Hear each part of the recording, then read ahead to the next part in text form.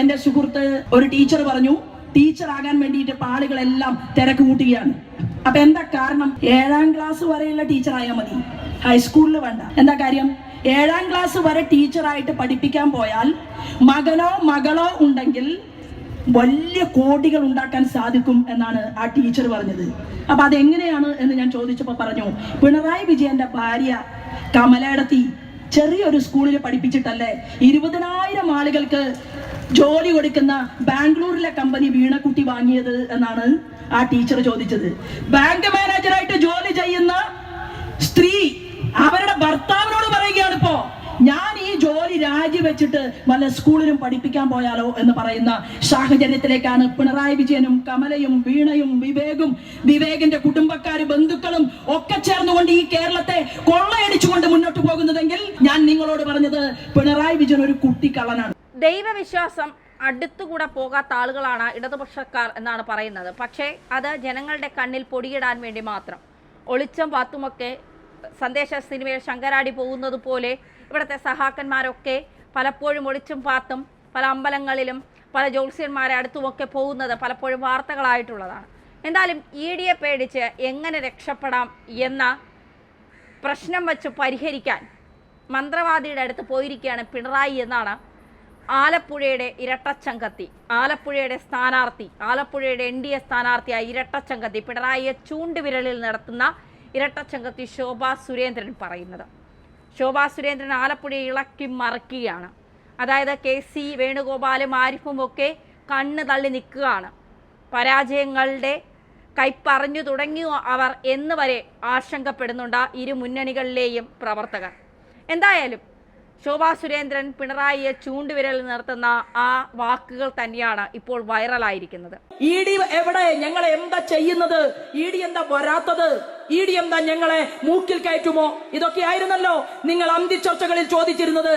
ഇപ്പൊ മനസ്സിലായില്ലേ? ED വന്നു. ED അന്വേഷിക്കാൻ വിളിച്ചപ്പോ ആദ്യം മാർക്സിസ്റ്റ് പാർട്ടിയുടെ ഇപ്പോഴത്തെ ജില്ലാ സെക്രട്ടറി വർഗീസ് പറഞ്ഞു ഞാൻ പോവില്ല. കണ്ണൻ പറഞ്ഞു ഞാൻ തീരെയും പോവില്ല. ആരാ കണ്ണൻ? കണ്ണൻ കേരള ബാങ്കിന്റെ വൈസ് ചെയർമാനാണ്. എന്താ കണ്ണന്റെ യോഗ്യത? കണ്ണൻ തൃശൂർ അങ്ങാടിയില് 16 കൊല്ലം മുമ്പ് കപ്പലണ്ടി കച്ചവടക്കാരനായിരുന്നു. കപ്പലണ്ടി പൊതി വിറ്റ് ജീവിച്ച ഒരു കണ്ണനായി ഇത്രയും നാളായിട്ട് വലിയ കോടികളുടെ അഴിമതിയൊന്നും നടത്തിയ ആളല്ല രാധാകൃഷ്ണൻ. കഥ വരെ എനിക്കറിയും, കളിക്കേണ്ട കവന എന്ന് പറയാൻ ഞാൻ ആഗ്രഹിക്കുകയാണ്. നിങ്ങൾ ഇതുവരെ കളിച്ച കളിയല്ല. നിങ്ങളുടെ ബിരിയാണി ചെമ്പും, നിങ്ങൾ ചെയ്ത തെറ്റും, നിങ്ങളുടെ മകൾ ചെയ്ത തെറ്റും, നിങ്ങളുടെ ഭർത്താവ് ചെയ്ത തെറ്റും സ്വപ്ന സുരേഷ് വിളിച്ചു പറഞ്ഞിട്ട് ആ സ്ത്രീക്കെതിരെ മാനനഷ്ടത്തിനൊരു കേസ് കൊടുക്കാൻ നിങ്ങൾക്ക് പറ്റിയിട്ടില്ലല്ലോ. നിങ്ങൾക്ക് മാനമുണ്ടെങ്കിൽ എന്താ കേസ് കൊടുക്കാത്തത്? നമസ്കാരം. നിലവിൽ ആലപ്പുഴ ജില്ലയിലെ NDA സ്ഥാനാർത്ഥിയാണ് ശോഭാ സുരേന്ദ്രൻ. ശോഭാജിയുടെ പ്രസംഗങ്ങളിൽ എപ്പോഴും പിണറായി സംഘത്തെ വലിച്ചു കീറുന്ന എന്തെങ്കിലുമൊക്കെ ഉണ്ടാകും. അത് പക്ഷേ അവർ മനഃപൂർവ്വം പറയുന്നതല്ല. പിണറായി ചെയ്തു വെച്ചു, അവർ അത് തുറന്നടിച്ചു പറയുന്നു, അത്രമാത്രം.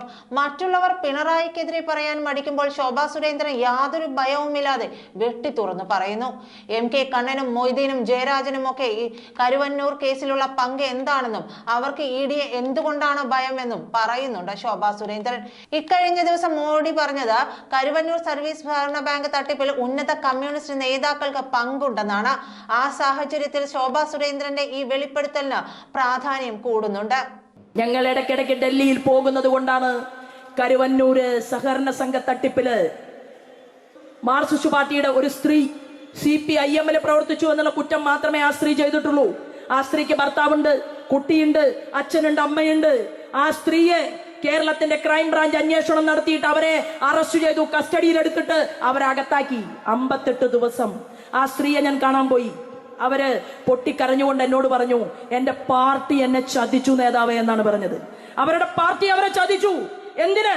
കരുവന്നൂരിലെ സഹകരണ സംഘം എന്ന് പറഞ്ഞാൽ പാവപ്പെട്ട നാട്ടുകാരുടെ 10 ലക്ഷവും 25 ലക്ഷവും 30 ലക്ഷവും 40 ലക്ഷവും അവിടെ കൊണ്ടുവന്ന് ഡെപ്പോസിറ്റ് ചെയ്ത് കരുവന്നൂരിലെ സഹകരണ സംഘം കൊണ്ട് പാർട്ടിയെ വളർത്താൻ മാത്രമല്ല ആ നാട്ടിലെ മുഴുവൻ ആളുകൾക്കും ഗുണമുണ്ടാകാൻ വേണ്ടി പതിറ്റാണ്ടുകളായിട്ട് നിലനിൽക്കുന്ന 2 പതിറ്റാണ്ടിലധികമായി നിലനിൽക്കുന്ന ആ കരുവന്നൂരിലെ സഹകരണ സംഘത്തിനകത്ത് തട്ടിപ്പ് നടത്താൻ വേണ്ടി കണ്ണൂരിൽ നിന്ന് EP ജയരാജൻ നിയോഗിച്ച് തൃശ്ശൂരിലേക്ക് വണ്ടി കയറ്റി വിട്ട ആളാണ് സതീശൻ നമ്പ്യാര്.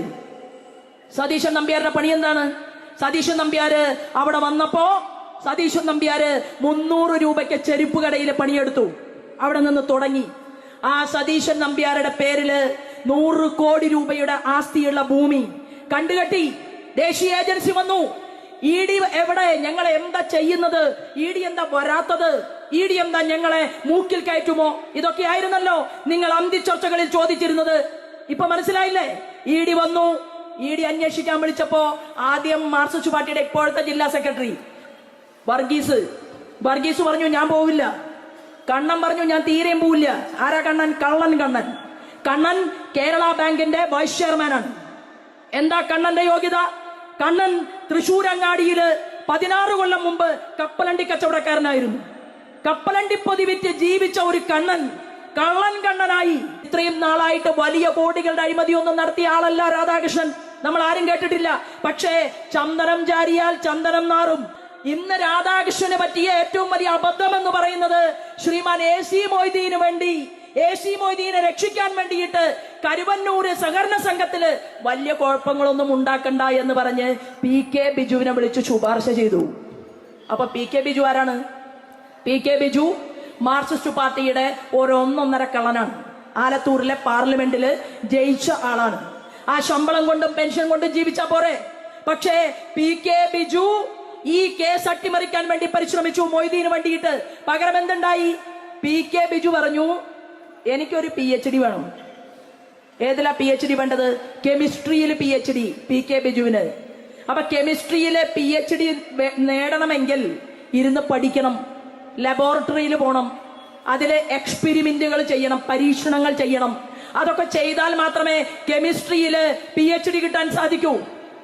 അപ്പൊ കെമിസ്ട്രിയില് PhD എടുക്കാൻ വേണ്ടിയിട്ട് PK ബിജു സഹായം ചോദിച്ചത് സാബു ഹമീദിനോടാണ്. ഇന്ന് പേപ്പറിൽ നിങ്ങൾ വായിച്ചില്ലേ? സാബു ഹമീദിനെയും സുപ്രീം കോടതി നിരീക്ഷണം വെച്ചിട്ടുണ്ട്. സാബു ഹമീദ് നമ്മുടെ ബിജുവിന് PhD കെമിസ്ട്രിയിൽ കൊടുത്തപ്പോ സാബു ഹമീദിനെ ഒരു യൂണിവേഴ്സിറ്റിയുടെ വൈസ് ചാൻസലർ ആക്കാൻ തീരുമാനിച്ചു. അതിന് രാധാകൃഷ്ണൻ സഹായിച്ചു. മുൻ മന്ത്രി AC മൊയ്തീൻ സഹായിച്ചു. ഇന്ന് സാബു ഹമീദിന്റെ സ്റ്റേറ്റ്മെന്റ് എല്ലാ മാധ്യമങ്ങളിലും വന്നിട്ടുണ്ട്. ഞാൻ എന്റെ പഴയ കോളേജിലേക്ക് പോവുകയാണ് എന്നാണ് പറഞ്ഞത്. എന്താ കാരണം ഇവർ ചെയ്തു കൂട്ടിയിട്ടുള്ള നരകങ്ങളുടെ, തെറ്റുകളുടെ, ക്രൂരതകളുടെ നിങ്ങൾ പലരെയും ഇല്ലായ്മ ചെയ്തുകൊണ്ട് ജയകൃഷ്ണൻ മാസ്റ്ററെ നിങ്ങൾ ഇത്രയും വെട്ടുപെട്ടി ക്ലാസ് മുറിക്കകത്തിട്ട് ആ പിഞ്ചു കുട്ടികളുടെ ചോറ്റുപാത്രത്തിലേക്കും പുസ്തകത്താളുകളിലേക്കും അവരുടെ മനസ്സിനകത്തേക്കും ചോരത്തുള്ളികൾ തെറിപ്പിച്ചുകൊണ്ട് ഈ KT ജയകൃഷ്ണൻ മാസ്റ്ററെ കൊല ചെയ്തപ്പോ അമ്മ കൗസല്യയുടെ കണ്ണിൽ നിന്ന് ഊർന്നു വീണ കണ്ണീരുണ്ടല്ലോ പിണറായി, ആ കണ്ണീരിന്റെ പരിണിത ഫലമായിട്ടാണ് നിങ്ങൾ ഇന്ന് ഓരോന്നും അനുഭവിച്ചു കൊണ്ടിരിക്കുന്നത്. കേരളത്തിന്റെ മണ്ണിൽ നിങ്ങൾക്ക് മുകളിലേക്ക് നോക്കി വിളിച്ചാൽ കോൺഗ്രസിന്റെ പ്രധാനമന്ത്രി ഇല്ല. നിങ്ങൾക്ക് മുകളിലേക്ക് നോക്കി രക്ഷിക്കണമെന്ന് പറഞ്ഞ് വിളിക്കാൻ കോൺഗ്രസിന്റെ ഹോം മിനിസ്റ്റർ ഇല്ല. അതുകൊണ്ട് വരാൻ പോകുന്ന നാളുകളിൽ ഞാൻ നേരത്തെ സൂചിപ്പിച്ചതുപോലെ നിങ്ങൾ ബിജുവിന് PhD കൊടുത്തു, പകരം സാബുവിനെ വൈസ് ചാൻസലർ ആക്കി. പിന്നെ ബിജുവിന്റെ ഭാര്യ പറഞ്ഞു ചേട്ടാ എനിക്കൊരു ജോലി വേണം. അപ്പോ ബിജുവിന്റെ ഭാര്യ ജോലിക്ക് ഇന്റർവ്യൂവിന് പോയി. നിങ്ങളുടെ മക്കള്, സഖാക്കന്മാരുടെ മക്കള് വരെ പോസ്റ്റ് ഗ്രാജുവേഷനൊക്കെ കയ്യിലുണ്ട്, ഒരു ജോലിയും നിങ്ങൾക്ക് കിട്ടില്ല. കാരണം എന്താണ്? പണം കൊടുത്താൽ പിൻവാതിൽ നിയമനം വഴി PSCയുടെ മെമ്പർമാര് എല്ലാവരും സഹകരിച്ചുകൊണ്ട് ജോലി കൊടുക്കും. ആ സാഹചര്യമാണ് കേരളത്തിലുള്ളത്. ആ ബിജുവിന്റെ ഭാര്യ ഉണ്ടല്ലോ, 20 പേരെഴുതിയ ടെസ്റ്റില് ഏറ്റവും അവസാനത്തായി പോയി, ജോലി കിട്ടിയില്ല. അത് കഴിഞ്ഞപ്പോഴാണ് പിണറായി വിജയൻ മുഖ്യമന്ത്രിയാവുന്നത്. പിണറായി വിജയൻ മുഖ്യമന്ത്രിയായപ്പോ PK ബിജുവിന്റെ ഭാര്യ മാറിയോ? മാറിയില്ല. പക്ഷേ 128 പേര് പരീക്ഷ എഴുതിയപ്പോ ആ പരീക്ഷയിലെ 1ാം റാങ്കുകാരിയായി PK ബിജുവിന്റെ ഭാര്യ. അങ്ങനെ PK ബിജുവിന്റെ ഭാര്യയ്ക്ക് ജോലി കിട്ടി.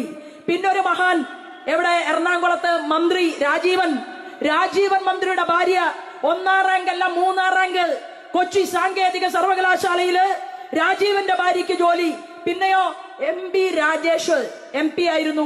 MP രാജേഷിന്റെ ഭാര്യയ്ക്ക് സംസ്കൃത സർവകലാശാലയിൽ മുന്തിയ ജോലി. ഇപ്പോഴോ കണ്ണൂരില് പ്രിയയ്ക്കും കിട്ടി 1ാം റാങ്ക്.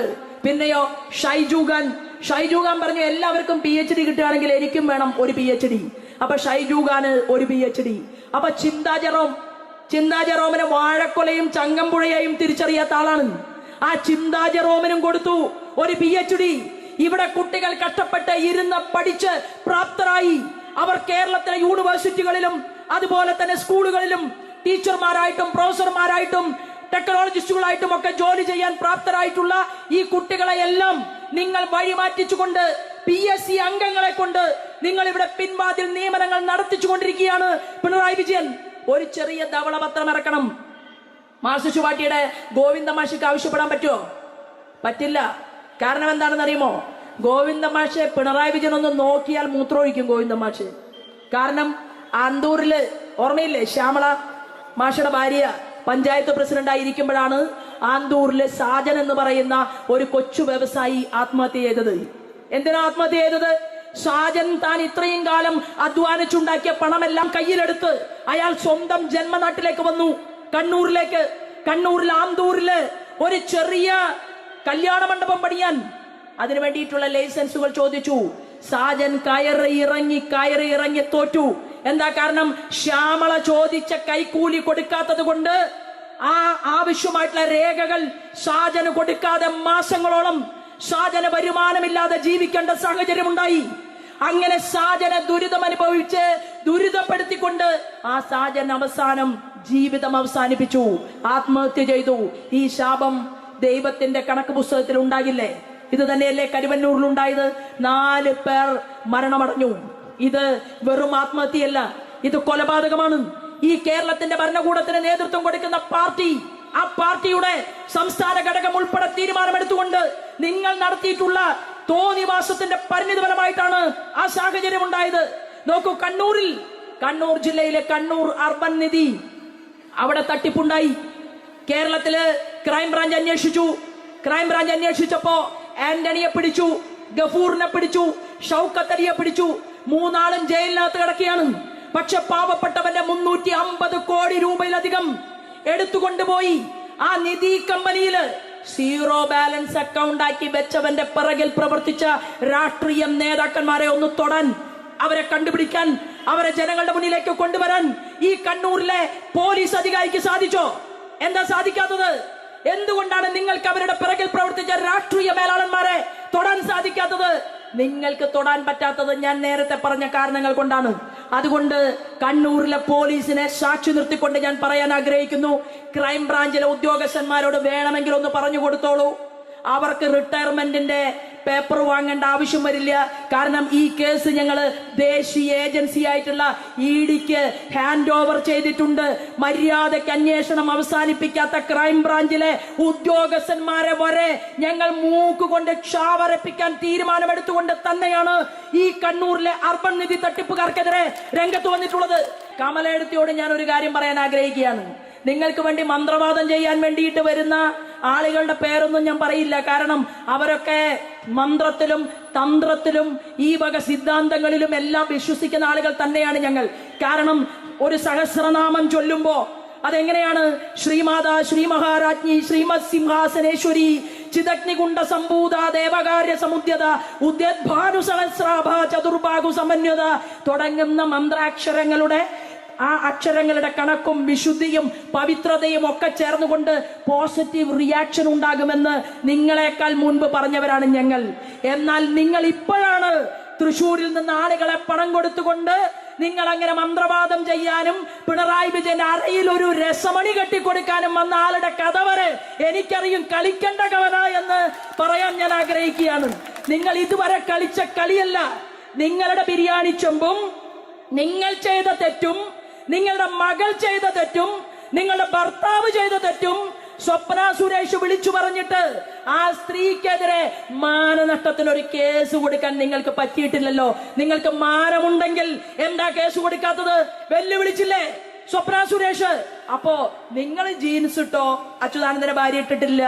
നിങ്ങൾ ബനിയനിട്ടോ ബർമുടയിട്ടോ, നിങ്ങൾക്ക് കുളിക്കാൻ, അഭിരമിച്ച് കുളിക്കാൻ നിങ്ങൾക്ക് 25 ലക്ഷം രൂപ ചെലവാക്കിക്കൊണ്ട് കുളം കുഴിച്ചു, കുളം ഭംഗിയാക്കി. നിങ്ങളുടെ മകള് വീണയ്ക്കും കുട്ടിക്കും അർമാദിക്കാൻ സുഖിക്കാൻ കണ്ടു പഠിക്കണം കമലയിടത്തി ശ്രീമാൻ നരേന്ദ്രമോദിയെ.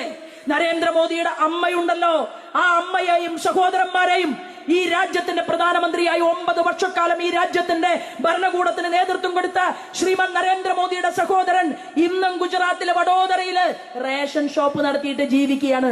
അതാണ് ഭരണം. അങ്ങനെയാണ് നാടിനെ നോക്കുക.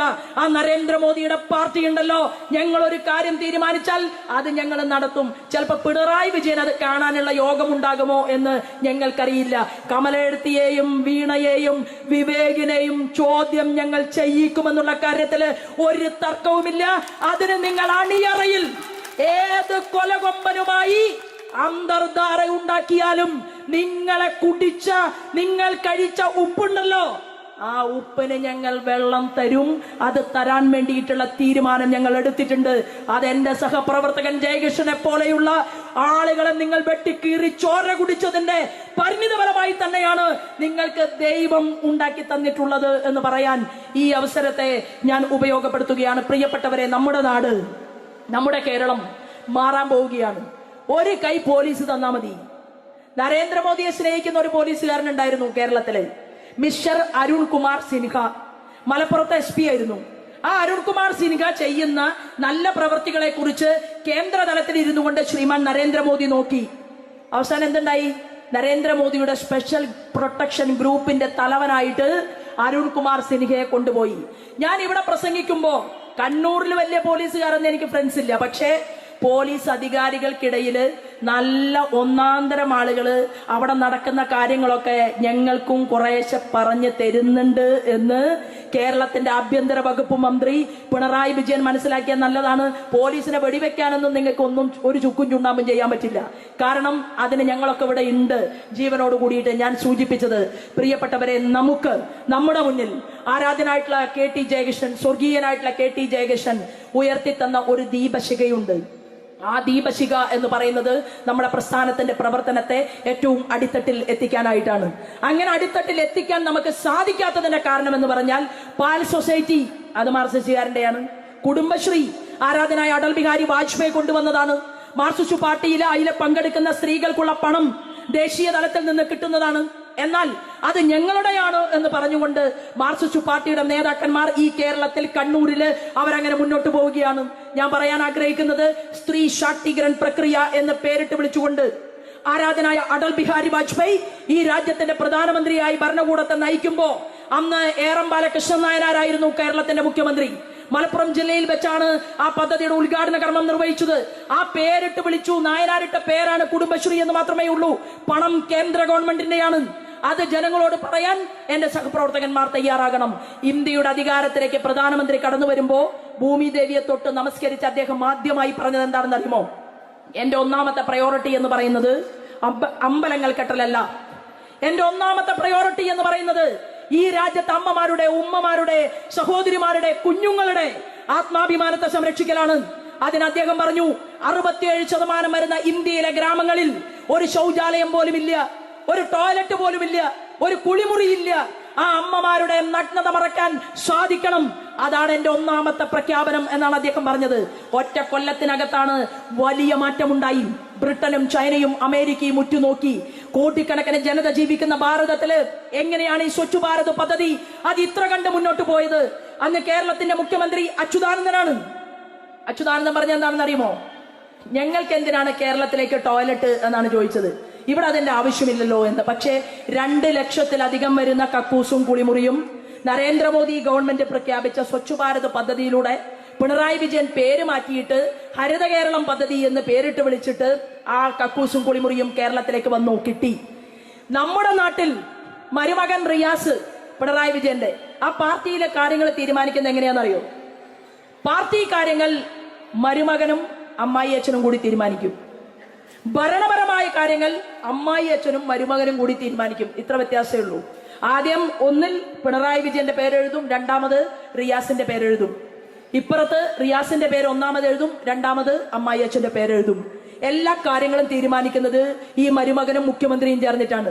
എന്നിട്ട് യാതൊരു മടിയുമില്ലാതെ കേരളത്തിലേക്ക് ഓരോ റോഡുകളുടെയും വക്കത്ത് നിന്ന് പൊതുമരാമത്ത് വകുപ്പ് മന്ത്രി റിയാസ് ഫേസ്ബുക്കിൽ നവമാധ്യമങ്ങളിലൂടെ പറയുകയാണ്, ഇതാ റോഡുകൾ ഞാൻ ഉണ്ടാക്കി, ഈ റോഡുകൾ ഞാൻ പണിഞ്ഞു. 5 പൈസ കൊടുത്തിട്ടില്ല.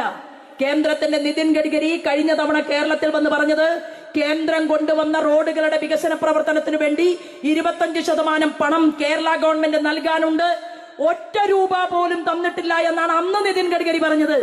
ഇനി രണ്ടാമത് നിതിൻ ഗഡ്കരി വരുമ്പോ റിയാസ് ഇപ്പൊ തള്ളി മറക്കുന്നുണ്ടല്ലോ, ഞാൻ 4000 കോടി കൊടുത്തു, ഞാൻ 5000 കോടി കൊടുത്തു എന്നൊക്കെ പറയുന്നുണ്ട്. അതിന്റെ നിജസ്ഥിതി നമുക്ക് മനസ്സിലാകും.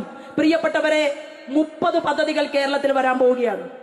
ആ 30 പദ്ധതികൾ കൊണ്ടുവരുന്നത് ആരാധനായിട്ടുള്ള അടൽ ബിഹാരി വാജ്പേയിയുടെ കൂടെയുള്ള നമ്മുടെ റോഡ് ഗതാഗതത്തിന്റെ വകുപ്പ് മന്ത്രി ശ്രീമാൻ നിതിൻ ഗഡ്കരിയാണ്.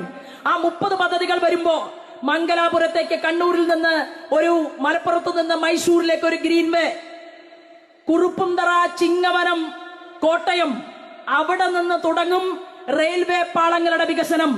2021 50,000 കോടി രൂപ കേന്ദ്ര റെയിൽവേ വകുപ്പ് മന്ത്രിയും റോഡിന്റെ മന്ത്രി നിതിൻ ഗഡ്കരിയും ചേർന്ന്, മൻസുഖ് മാണ്ഡവ്യ അദ്ദേഹം ആരോഗ്യ വകുപ്പ് മന്ത്രി, അദ്ദേഹത്തിന്റെ മുന്നിൽ നിവേദനം കൊടുത്ത സമയത്ത് എയിംസ് കോഴിക്കോട് വരണമെന്ന് പറഞ്ഞപ്പോ കോഴിക്കോട്ടിലേക്ക് രാജകീയ പാതയുണ്ടോ എന്നാണ് അദ്ദേഹം ചോദിച്ചത്, മൻസുഖ് മാണ്ഡവ്യ.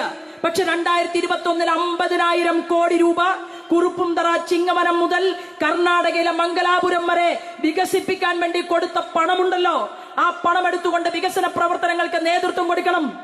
11 ഇൻഡസ്ട്രിയൽ കോറിഡോറുകൾ അതിനു വേണ്ടിയിട്ട് പണം മാറ്റിവെച്ചിട്ടുണ്ട്. കൊച്ചിയിൽ നിന്ന് തൂത്തുക്കുടിയിലേക്ക് ഒരു വലിയ റോഡ്, അതിന്റെ വികസന പ്രവർത്തനം നടക്കുകയാണ്. കൊച്ചിയിൽ നിന്ന് തൂത്തുക്കുടിയിലേക്കും അതുപോലെ തന്നെ അങ്കമാലിയിൽ നിന്ന് തിരുവനന്തപുരത്തേക്കും ഒരു വലിയ ബൈപ്പാസിന്റെ പ്രവർത്തനം നടക്കുകയാണ്. 30 പദ്ധതികൾ കേരളത്തില് റോഡിന്റെ വലിയ വലിയ പദ്ധതികൾ ഉണ്ടാകാൻ പോകുന്നു. അങ്ങനെ ഇതിന് പരമാവധി സമയം ചവിട്ടിപ്പിടിച്ചുകൊണ്ട്, സമയം കുറച്ചുകൊണ്ട്, കേരളം കൊടുക്കേണ്ട കാര്യങ്ങളും കണക്കുകളും ഒന്നുമില്ലാതെ നിങ്ങൾ ഇതിനെ ലാഗ് ചെയ്യാൻ വേണ്ടി പരിശ്രമിക്കുന്നുണ്ട് എന്ന് കേന്ദ്രത്തിന് മനസ്സിലായി. അതുകൊണ്ടാണല്ലോ നിർമ്മലാ സീതാരാമൻ പറഞ്ഞത്, കേന്ദ്രം കൊടുക്കുന്ന പദ്ധതികളുടെ പേര് മാറ്റിക്കൊണ്ട് കേരളം കളിക്കാൻ നിൽക്കരുത്. ഇത് കേരളത്തിന്റെ പണമല്ല, ഇത് കേന്ദ്ര ഗവൺമെന്റ് കേരളത്തിലേക്ക് കൊടുക്കുന്ന പൈസയാണ്. അതെടുത്ത് ഉപയോഗിക്കുന്ന സമയത്ത് ചോദിച്ച ചോദ്യങ്ങളുടെ ഉത്തരം വേണമെന്ന് നിർമ്മലാ സീതാരാമൻ തിരുവനന്തപുരത്ത് വന്ന് സംസാരിച്ച് തിരിച്ചുപോയിട്ട് വളരെ കുറഞ്ഞ ദിവസങ്ങളെ ആയിട്ടുള്ളൂ. ഞാൻ സൂചിപ്പിക്കാൻ കാരണം, ഇവിടെ റോഡിന്റെ വികസനം മാത്രമല്ല, നിങ്ങളുടെ കുട്ടികൾക്ക് പഠിക്കാൻ തിരുവനന്തപുരത്ത് ഐസർ ഇൻസ്റ്റിറ്റ്യൂട്ടിന് 1100 കോടി രൂപ, റൂർക്കി സർവകലാശാലയിലും ഡൽഹി IIT-യിലും മദ്രാസ് IIT-യിലും പഠിക്കാൻ പോകുന്ന കുട്ടികൾ, അവരെ അതിന് പ്രാപ്തരാക്കാൻ വേണ്ടിയിട്ട് പാലാ ബ്രില്യന്റ് ഉൾപ്പെടെ തൃശ്ശൂരിലെ സാഹചര്യങ്ങൾ, ശൈലം, കോഴിക്കോട് ശൈലം ഉൾപ്പെടെ നിരവധിയായിട്ടുള്ള കേന്ദ്രങ്ങൾ പ്രവർത്തിച്ച് അവർക്ക് ക്ലാസ് കൊടുക്കുന്നു. അവരവിടെ നിന്ന് പഠിക്കുന്നു, ജയിക്കുന്നു. എന്നാൽ ചേരാൻ വേണ്ടി പോകണമെങ്കിൽ ഡൽഹിക്കോ തമിഴ്നാട്ടിലേക്കോ വേറെ സ്റ്റേറ്റിലേക്കോ പോകണം എന്നുള്ള സാഹചര്യം നിലനിൽക്കുമ്പോഴാണ് ഇന്ത്യയുടെ അന്നത്തെ വിദ്യാഭ്യാസ വകുപ്പ് മന്ത്രി, ആര്, സ്മൃതി ഇറാനി ആയിരുന്നു അന്ന് മന്ത്രി. ആ സ്മൃതി ഇറാനി പാലക്കാട്ടേക്ക് വേണ്ടി IIT കൊടുത്തു. എന്നാൽ പാലക്കാട് കൊടുത്ത IIT-ക്ക് ഗവൺമെന്റിന് സ്ഥലമേറ്റെടുത്ത് ഗവൺമെന്റിന്റെ ഷെൽട്ടറിൽ IIT തുടങ്ങാൻ സാധിക്കാത്ത ഒരു സാഹചര്യമാണുള്ളത്. ഇന്നും അവർ വാടക കെട്ടിടത്തിലാണ് പാലക്കാട് IIT നിലനിൽക്കുന്നത്. മറ്റൊരു വലിയ മുതലാളിയുടെ ഭൂമിയിൽ IIT പ്രവർത്തിച്ചു കൊണ്ടിരിക്കുകയാണ്, സ്വകാര്യ മുതലാളികളുടെ ഇടത്തിൽ. അങ്ങനെ IIT അവിടെ വന്നു. ഇപ്പോ 50,000 കോടി രൂപയുടെ വലിയ നൗക, യുദ്ധക്കപ്പൽ, അന്തർവാഹിനി, അത് കൊച്ചിയിൽ പണിഞ്ഞുകൊണ്ടിരിക്കുകയാണ്. അപ്പോ വലിയ ബുദ്ധിമുട്ട്. എങ്ങനെയാ ഇത് പണിയെടുക്കുന്നത്? മാർക്സിസ്റ്റുകാരും കോൺഗ്രസുകാരും ഒക്കെ റിസർച്ച് ചെയ്യുകയാണ്. എങ്ങനെയാണ് പ്രിയപ്പെട്ടവരെ പണിയെടുക്കുന്നത്? ഈ അന്താരാഷ്ട്ര നൗകയുടെ നിർമ്മാണത്തിന് ആവശ്യമായ സാങ്കേതിക വിദ്യ, അതിന്റെ ക്രെഡിറ്റ്, അത് ലോകരാജ്യങ്ങളിൽ എവിടെയൊക്കെയാണോ കഴിവുള്ള ശാസ്ത്രജ്ഞന്മാരുള്ളത് അവരുമായിട്ട് ചർച്ച ചെയ്തുകൊണ്ട് സാങ്കേതിക വിദ്യയിൽ ഉൾപ്പെടെ കൈമാറ്റം നടത്തിക്കൊണ്ടാണ് ഇന്ത്യയുടെ പ്രധാനമന്ത്രി കേരളത്തിലെ ജനങ്ങൾക്ക് വേണ്ടി, ഭാരതത്തിലെ ജനങ്ങൾക്ക് വേണ്ടി മേക്ക് ഇൻ ഇന്ത്യയിലൂടെ, സ്റ്റാർട്ടപ്പ് ഇന്ത്യയിലൂടെ, സ്റ്റാൻഡപ്പ് ഇന്ത്യയിലൂടെ വലിയ മാറ്റങ്ങൾ നമ്മുടെ നാട്ടിലേക്ക് കൊണ്ടുവരുന്നത്. ഈ മാറ്റങ്ങളുടെ കണക്കിലാണ് 3 ലക്ഷം കോടി രൂപ റോഡിന്റെ വികസന പ്രവർത്തനത്തിന് വേണ്ടി മാത്രം നമ്മുടെ നാട്ടിലേക്ക് എത്തിച്ചേർന്നിട്ടുള്ളത്. നമ്മൾ ആഗ്രഹിക്കുന്നത്, നമ്മൾ ചിന്തിക്കുന്നത്, മാർക്സിസ്റ്റ് പാർട്ടിയുടെ MLA-മാർക്ക് കഴിവ് വേണം. MLA-മാര് രാജാവിനേക്കാൾ വലിയ രാജഭക്തിയോട് കൂടിയിട്ട് ജീവിക്കുകയാണെങ്കിൽ നിങ്ങളുടെ നിയോജക മണ്ഡലം രക്ഷപ്പെടാൻ പോകുന്നില്ല. നിങ്ങളുടെ നിയോജക മണ്ഡലം രക്ഷപ്പെടണമെങ്കിൽ നിങ്ങൾ അധികാരത്തിലെത്തിച്ചിട്ടുള്ള MLA-മാർക്ക് ഒരൽപ്പം ആർജവം വേണം. എനിക്ക് എന്തെങ്കിലും ഒരു പൊസിഷൻ കിട്ടിയാൽ മതി, ഞാനൊന്നും തുറന്നു പറയില്ല, തമ്പുരാന്റെ മുന്നിൽ എന്ന് തീരുമാനിച്ച് തലകുനിച്ചിരിക്കുകയാണെങ്കിൽ നിങ്ങളുടെ നിയോജക മണ്ഡലത്തിനകത്തേക്ക് വികസനം എന്നുള്ളത് സ്വപ്നം മാത്രമായിട്ട് മാറും. എന്നാൽ നിങ്ങൾ പറയാൻ തയ്യാറാണെങ്കിൽ, നിങ്ങളുടെ MP-യുമായിട്ട് ചർച്ച നടത്താൻ തയ്യാറാണെങ്കിൽ, കേന്ദ്രത്തിലെ വകുപ്പ് മന്ത്രിമാരുമായിട്ട് കൈകോർക്കാൻ തയ്യാറാണെങ്കിൽ നിങ്ങൾക്ക് കൃത്യമായ ദൂരത്തിൽ മുന്നോട്ട് പോകാൻ സാധിക്കുമെന്നും ഭാരതീയ ജനതാ പാർട്ടി നേതൃത്വം നൽകുന്ന NDA ഗവൺമെന്റ് അത് രാജ്യത്തിന്റെ ഭരണകൂടം പ്രഖ്യാപിച്ചു കഴിഞ്ഞിരിക്കുകയാണ്. പ്രിയപ്പെട്ട എന്റെ യുവമോർച്ചയുടെ പ്രവർത്തകന്മാരെ, നമ്മൾ എടുത്തിട്ടുള്ള ഒരു തീരുമാനം എന്ന് പറയുന്നത് സംഘടനാപരമായി 300-ലധികം വരുന്ന കർമ്മ പദ്ധതികൾ അത് ജനങ്ങളിലേക്ക് എത്തിക്കാൻ വേണ്ടി നിങ്ങൾ മുന്നോട്ട് വരുമ്പോ, നമുക്ക് അക്രമ രാഷ്ട്രീയം നമുക്കെതിരെ നടത്തിയിട്ടുള്ള പാർട്ടിയുണ്ടല്ലോ, ആ പാർട്ടിയുടെ കൊടി അതല്ലേ അറബിക്കടലിൽ എറിയണമെന്ന് പറഞ്ഞത്. അതിന്റെ ഏറ്റവും എളുപ്പ വഴി എന്ന് പറയുന്നത് അതിനാണ് നമ്മൾ എല്ലാവരും കാത്തിരിക്കുന്നത്. ഇപ്പോ അത് പിണറായി വിജയന്റെ ഈ മുഖ്യമന്ത്രി സ്ഥാനം ഒഴിച്ച് ഇന്ത്യൻ ജനാധിപത്യത്തിൽ ആരുമില്ല, എവിടെയും ഇല്ല ഈ സാധനം. പശ്ചിമ ബംഗാളില് 35 കൊല്ലം ഇതുപോലെ തന്നെ രാഷ്ട്രീയ പ്രതിയോഗികളെ വെട്ടി കീറി ചോര കുടിച്ചു. എന്നിട്ട് പിണറായി വിജയൻ തന്നെ കേരളത്തിൽ പ്രസംഗിച്ചിട്ടുണ്ട്. എന്താ പറഞ്ഞതെന്നറിയുമോ? പശ്ചിമ ബംഗാളിലൊക്കെ ആളുകളെ കൊന്നുകഴിഞ്ഞാൽ ഉപ്പിട്ട് മൂടുകയാണ് എന്ന് ക്ലാസ് എടുത്ത ആളാണ് മാർക്സിസ്റ്റ് പാർട്ടിയുടെ സംസ്ഥാന സെക്രട്ടറി ആയിരിക്കുമ്പോ ഈ പിണറായി വിജയൻ. അത് പുറത്തു വന്ന് ഞാനും നിങ്ങളും ഒക്കെ കേട്ടതാണ്. ആ പശ്ചിമ ബംഗാളിൽ 35 വർഷം കഴിഞ്ഞപ്പോ ഇവരുടെ പാർട്ടി ഒന്നുമല്ലാതായി തീർന്നു. ആ പശ്ചിമ ബംഗാളില് ഇന്ന് മാർക്സിസ്റ്റ് പാർട്ടിക്കാരനെ കണ്ടാൽ കല്ലെറിഞ്ഞ് ഓടിക്കുകയാണ് മമതാ ബാനർജിയുടെ പാർട്ടിക്കാർ. അവർ അഭയം തേടിയിട്ട് ഭാരതീയ ജനതാ പാർട്ടിക്കാരന്റെ ഓഫീസിലേക്ക് ഓടിക്കയറിയ ദൃശ്യമാണ് പശ്ചിമ ബംഗാളിൽ നിന്ന് നിങ്ങൾക്ക് കാണാൻ സാധിക്കുന്നത്.